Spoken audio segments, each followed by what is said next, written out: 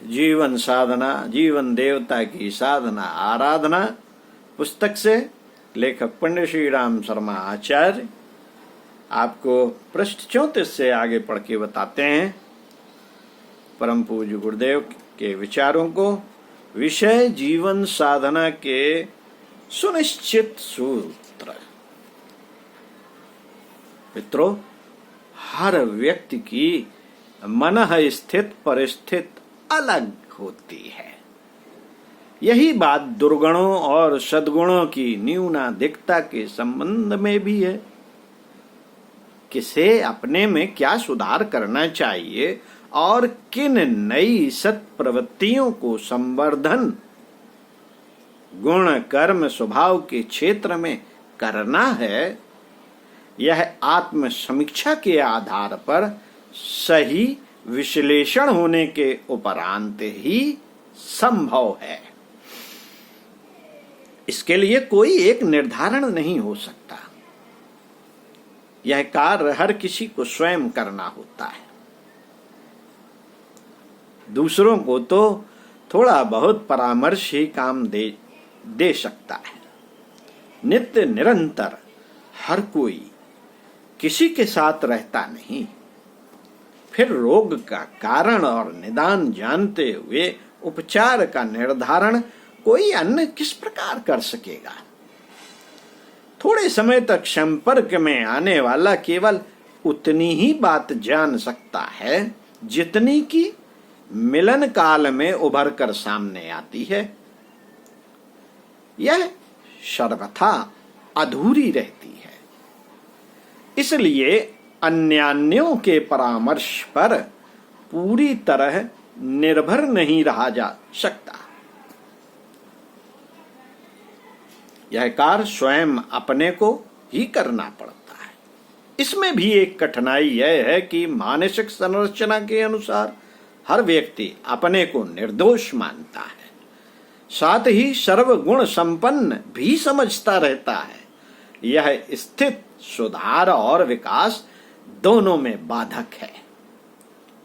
जब तक कमी का अभ्यास न हो तब तक उसकी पूर्ति का तारतम्य कैसे बने। अस्तु आत्म विकास के मार्ग पर चलने वाले जीवन साधना के मार्ग पर अग्रसर होने के इच्छुक प्रत्येक व्यक्ति को चाहिए कि निष्पक्षता की मनोभूमि विकसित की जाए। खास तौर से अपने संबंध में उतना ही तीखापन होना चाहिए जितना कि आमतौर से दूसरों के दोष दुर्गुण ढूंढने में हर किसी को रहता है। आरोप लगाने और लांछित करने में हर किसी को प्रवीण पाया जाता है। इस सहज वृत्ति को ठीक उल्टा करने से आत्म समीक्षा की वह प्राथमिक आवश्यकता पूरी होती है जिसके बिना व्यक्तित्व का निखार प्रायः असंभव ही बना रहता है। मित्रों, वह ना बन पड़े तो किसी को भी महानता अपनाने और प्रगति के उच्च शिखर पर पहुंच सकने का अवसर मिल ही नहीं सकता। क्या करें? क्या करें? इस प्रश्न के उत्तर में एक पूरक प्रश्न यह उत्पन्न होता है कि क्या नहीं हो रहा है और ऐसे क्या अनुपयुक्त हो रहा है जिसे नहीं सोचा या नहीं किया जाना चाहिए था। किन्हीं सुविकसित और सुसंस्कृत बनने वालों के निजी दृष्टिकोण स्वभाव और दिशा निर्धारण को समझते हुए यह देखा जाना चाहिए कि वैसा कुछ अपने से बन पड़ रहा है या नहीं। यदि नहीं बन पड़ रहा है तो उसका कारण और निवारण क्या हो सकता है। इस प्रकार के निर्धारण जीवन साधना के साधकों के लिए अनिवार्य रूप से आवश्यक है। जो अपनी त्रुटियों की उपेक्षा करता रहता है, जो अगले दिनों अधिक प्रखर और अधिक प्रामाणिक बनने की बात नहीं सोच सकता, उस प्रकार की योजना बनाकर उनके लिए कटिबद्ध होने की तत्परता नहीं दिखा सकता, उसके संबंध में यह आशा नहीं की जा सकती कि वह किसी ऐसी स्थिति में पहुंच सकेगा जिसमें अपने को गर्व गौरव अनुभव करने का अवसर मिल सके। साथ ही दूसरों का सहयोग सम्मान पाकर अधिक ऊंची स्थिति तक पहुंच सकना संभव हो सके। मित्रों, साधक के लिए आलस्य, प्रमाद, असंयम, अपव्यय एवं उन्मत्त और अस्त व्यस्त रहना प्रमुख दोष है। अचिंत चिंतन और अकर्मों को अपनाना पतन पराभव के यही दो कारण हैं। संकीर्ण स्वार्थपरता में अपने को जकड़े रहने वाले अपनी और दूसरों की दृष्टि में गिर जाते हैं। उत्कृष्टता और आदर्शवादिता से रिश्ता तोड़ लेने पर ओछे लोग समझते हैं कि इस आधार पर नफे में रहा जा सकेगा, पर बात यह है कि ऐसों को सर्वसाधारण की उपेक्षा सहनी पड़ती है और असहयोग की शिकायत बनी रहती है। अपना चिंतन, चरित्र, स्वभाव और व्यवहार यदि ओछेपन से ग्रसित हो तो उसे उसी प्रकार धो डालने का प्रयत्न करना चाहिए जैसे कि कीचड़ में सन जाने पर उस गंदगी को धोने का अविलंब प्रयत्न किया जाता है। गंदगी से सने फिरना किसी के लिए भी अपमान की बात है।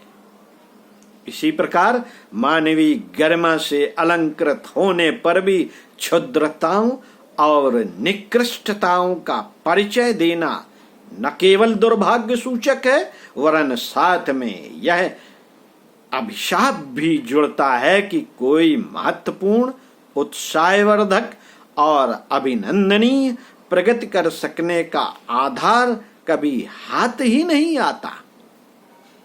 पेट भरने और परिवार के लिए मरते कपने रहना किसी भी गर्माशील के लिए पर्याप्त नहीं हो सकता। इस नीति को तो पशु पक्षी और कीट पतंग ही अपनाते रहते हैं और मौत के दिन किसी प्रकार पूरे कर लेते हैं। यदि मनुष्य भी इसी कुचक्र में पिसता और दूसरों को पीसता रहे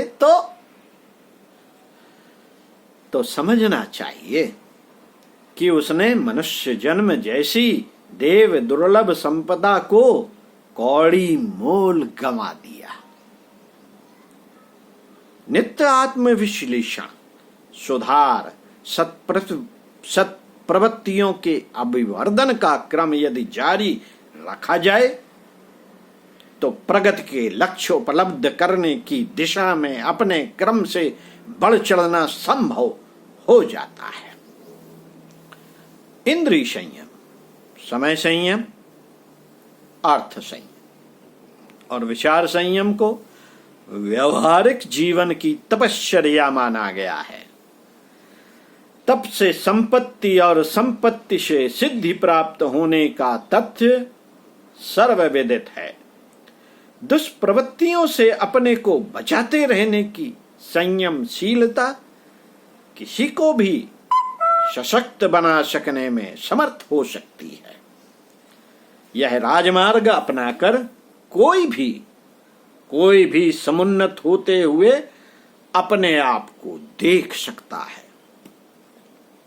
साथियों, समझदारी, ईमानदारी, जिम्मेदारी और बहादुरी के 4 सद्गुण यदि अपने व्यक्तित्व के अंग बनाए जा सकें, उन्हें पुण्य परमार्थ स्तर का माना जा सके, तो अपना आपा देखते देखते इस स्तर का बन जाता है कि अपने सुख बांटने और दूसरों का दुख बटा लेने की उदार मनोदशा विनिर्मित होने लगे। जीवन साधना इसी आधार पर सधती है। जीवन साधना इसी आधार पर सधती है। मनुष्य जन्म को सार्थक इन्हीं आधारों को अपनाकर बनाया जा सकता है। पंडित श्री राम शर्मा आचार्य। ओम शांति। आगे इसी क्रम में साप्ताहिक और अर्धवार्षिक साधनाएं आपको पढ़कर सुनाएंगे। सुनते रहिए, चिंतन मनन करते रहिए। जो बातें अच्छी लग रही हैं उन्हें बार बार सुनिए और अपनी डायरी में नोट करते रहिए।